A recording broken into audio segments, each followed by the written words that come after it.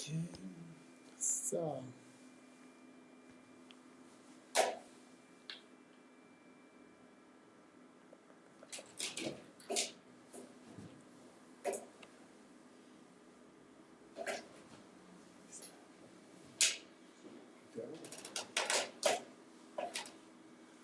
So, hi. Second rapid reaction Friday afternoon here in Freiburg, today in the office, and we have some special guests. Finally, somebody is visiting us again. So I'm very happy to have today even 4 people here. Yeah. So we have Viterba today in the house. We have our own Stefano in the house. So there's Ante and Tudor from Viterba. There's Stefano from Pyramid, and I first jump quickly into the rapid reaction slides, which you will be available after the talk. Actually, I started the Clubhouse app, so if you want to join and discuss with us, wait here. The room is open now. Let's see if we have any reactions there. Yeah, and let's quickly go to the presentation. Okay, so what were the buzzwords for the second chapter? Actually, more of the same in a sense. We had on-shelf availability came to our mind. We liked come to me retail, store as a social brand exchange, endless aisle. A lot of words which are not new, but we already know and we preached the last few years already. A few new ones. I mean, robots to pick is nothing new, but I was astonished on the concept there. High performance computing enters retail. I really loved the presentation of Fujitsu coming from automotive supply chain and putting that into a retail perspective. Robots to deliver and personalization, hyper personalization. So I quickly run through those. If you don't see anything, don't worry. You get the slides later, and then we have a quick discussion to wrap up. So this is something which we like. I mean, nobody is talking about out of stock anymore. It's more out of shelf because people are in a hurry. They if they don't find what they have, they want, they leave again, and then don't take it. So I really like that input by SAS, Imagotech, same as in chapter 1. They give good input there. I like that one. Come to me retail. Out of like historic reasons, we all, well, many of us can still remember when there was the milkman or the bakery man on Sunday. The first Migros Was like that, yeah. Yeah, Miko Dudweiler did the delivery parts, and even here in the region of Freiburg, Gottlieb did the same, and very interesting model. Old models coming back and getting revitalized. I also like that because in the end, a store is also brand equity, and I don't know if you can see that, but there were people in there doing a video shoot. So if Gucci is doing that, a lot of the high-end brands are actually doing high-end product presentations in the stores and using them as showrooms. Also an idea. Here, that was also the point, having the store as stock equity and store currency. Those 5 points, probably not really visible there, but those were the factors you can implement now, which were all the things we already knew and were available in the last few years, which is interesting that it's all coming up now and being brought together. So the robots to pick, that was interesting. So you have pickers which are standing, they're not moving, and the robot is moving from picker to picker. I really like that implementation. Requires a lot of computing and sensory power. An interesting part to be very flexible and to use this kind of a new system. And this was the Fujitsu presentation. You see quantum impaired principles, really high-end computing coming from the automotive supply chain side and entering into retail, which the guys from Fujitsu were very kind in the words they said. Retail was always at the tail end of computing, which is interesting that now is the time it finally picks up. And I'm happy to talk with Ante, Tudor, and Stefano about that a little bit later. This was the point about robots. So the one was robots in warehouses, that's one part, but interestingly, this discussion to say now can robots start interacting with consumers in stores? There were some numbers there, and the nationality in this Euromonitor research who had the highest preference for robots was China, robots and drones. Personally, having been in China quite a lot, I mean, China, you're always in a rush, you're always in speed, shopping experience, not high priority. Yes, I completely believe that robots could have a place there. Probably not in Shanghai, Xintiandi, but anywhere else, probably. And this was only the last one about the hyper-personalization. Of course, if you collect all kinds of personal factors all over the omni-channel platforms and really can aggregate those, you have the possibility to be very, very personalized. So that was very, very tough. Actually, we have one day missing, as you all know. The NAF was delayed, or one day was the inauguration of Biden. Therefore, today is another day of NAF. So we Europeans are happy to have something to do on Friday evening. But on that end, all the things that are compromised or put together here are only from the first 2 days. Okay, let's jump into a little bit discussion. And now having you here, I really like the part about super smart and about the idea to make a combination of different systems, not saying it's only weighing, it's only visual, but really going into the intelligence, also putting into action. And that's all this concept's actually saying there's not one way, you need several ways. If I may start with that, is this is more, so everything that maybe today or yesterday was too big, too small, too slow, too expensive, unavailable and so on, through the overall development becomes all of a sudden available.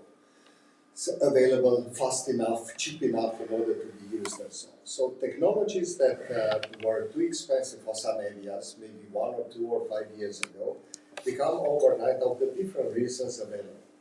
It was not thinkable to have multiple applications running on the same small device and so on. So not even combining different technologies, but same technology.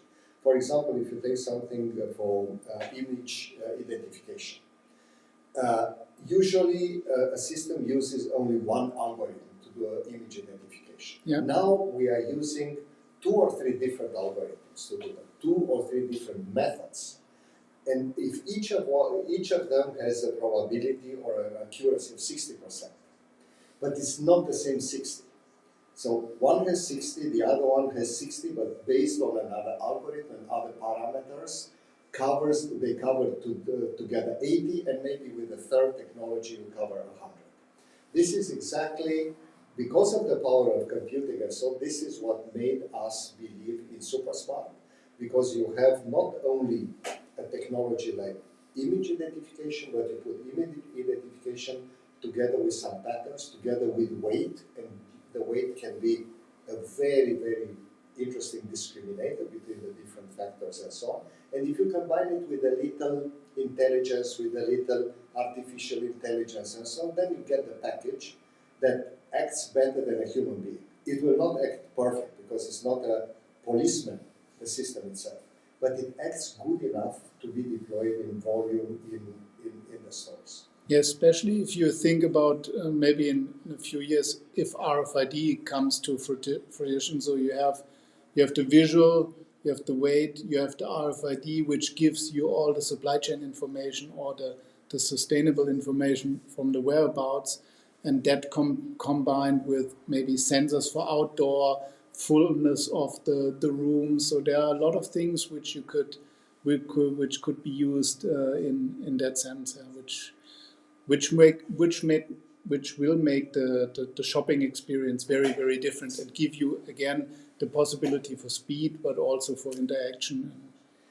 That if you look at that, this is a very interesting thing that you said about the RFID, because you have technologies that make something better and enable something. You have the normal store of today that you can make it a little better in the process with sensor on the shelf that give you the out-of-shelf stuff or give you movements on the shelf and so on. You can put some cameras to do something better. You can put counting of the people to do the social distancing. You can make a self-checkout, you can make self-scanning, you can put super smart and so on.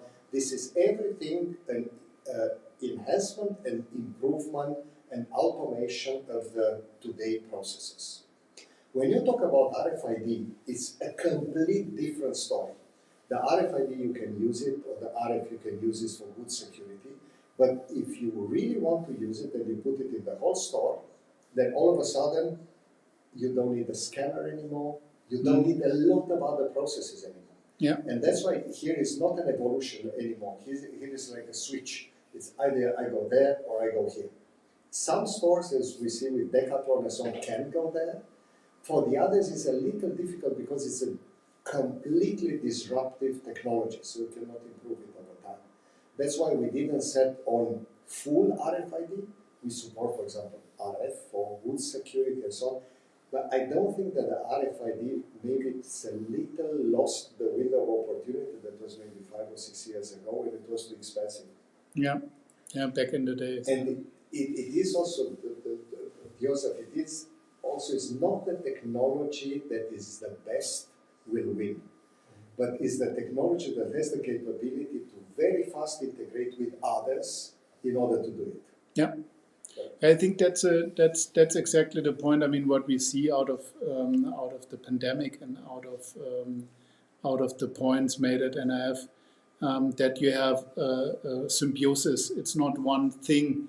If you talk about curbside pickup, you need a system to enable curbside pickup, but then you need also people to bring it out, and you need to find the right car and still make it a good experience, that somebody's not sitting there and waiting for 45 minutes and somebody's running around.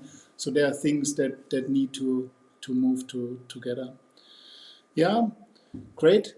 It was, so I was before with one of the most, let's say, one of the most prominent retailers. I just had a call 20 minutes ago.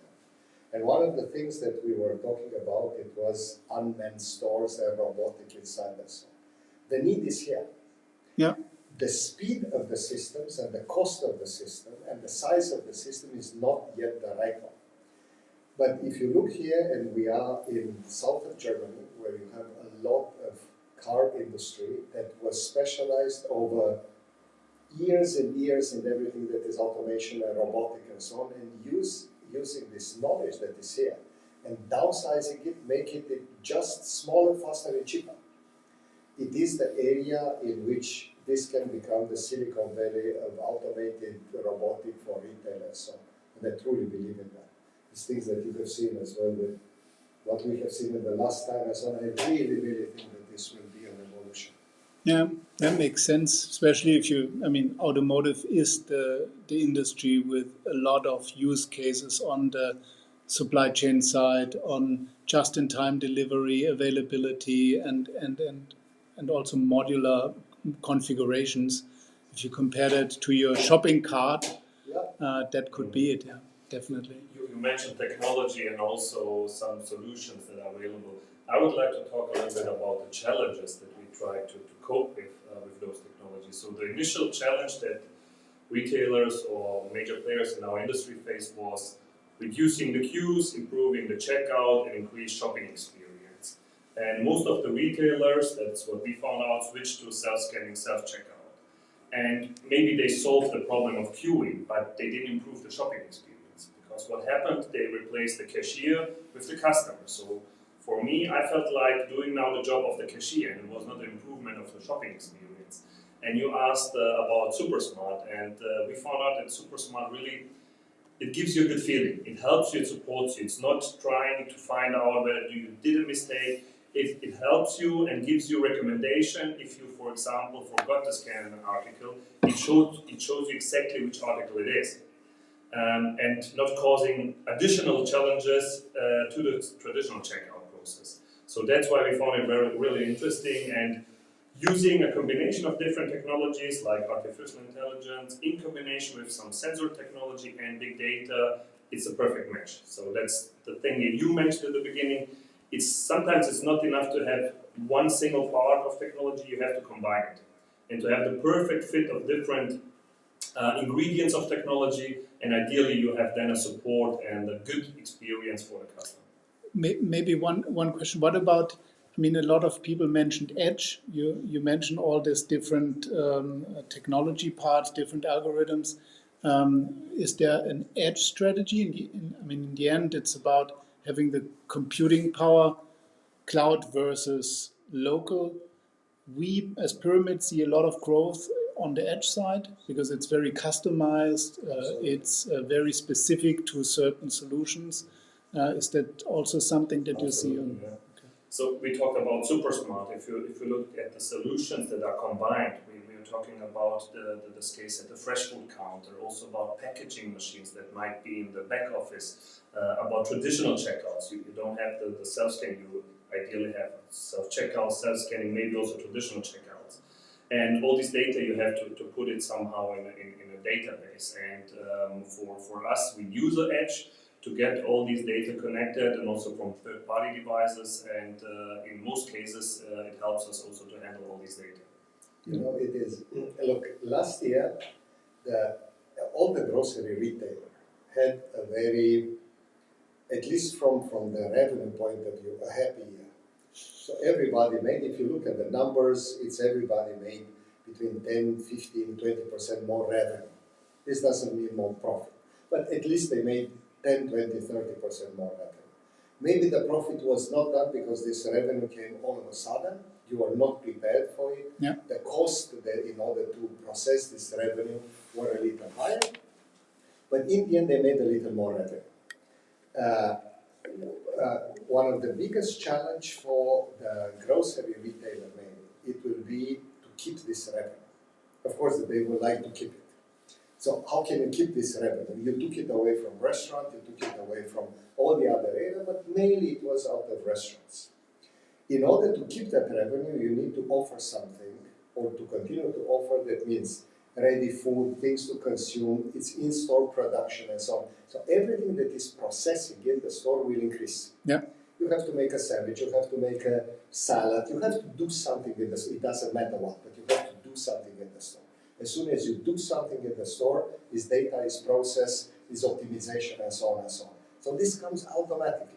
The retailers will want to keep this money. In order to keep it, they need to put something that needs more processes, more edge, and more systems to be connected. And also risk. The risk by producing in-store means potentially more waste.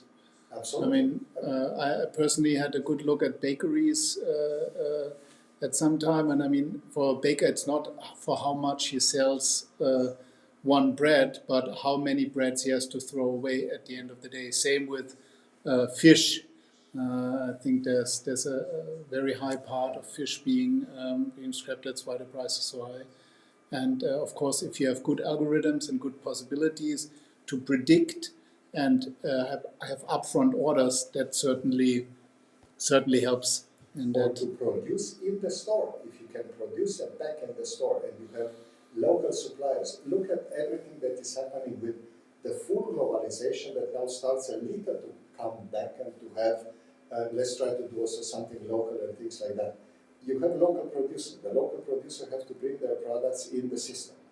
For that you need also to have a goods entry, you need to have a packaging, you need to have an inspection, you need to have a small processing there and so on. It's not that everything will be local and we go back 200 years, Yeah. but it will be the combination between some things that are coming, packaged goods, extremely efficient and so on, and also local stuff.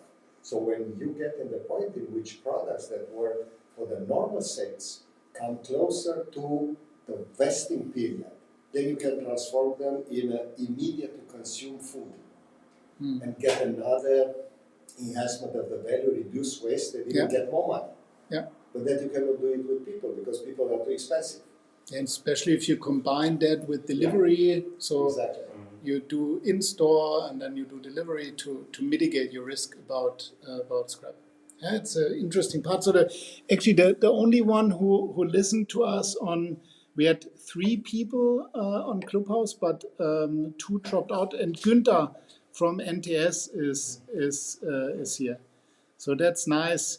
Thanks, Günther, For the first time, it's absolutely fantastic. yeah, So, something new. Global base, Do we have any questions on the show, Stefano? No, not yet. Okay. Na good. I think it's enough for Friday afternoon. Yeah. Thanks a lot for watching. Thank you. Thank you. Thank you. Bye bye. Bye bye.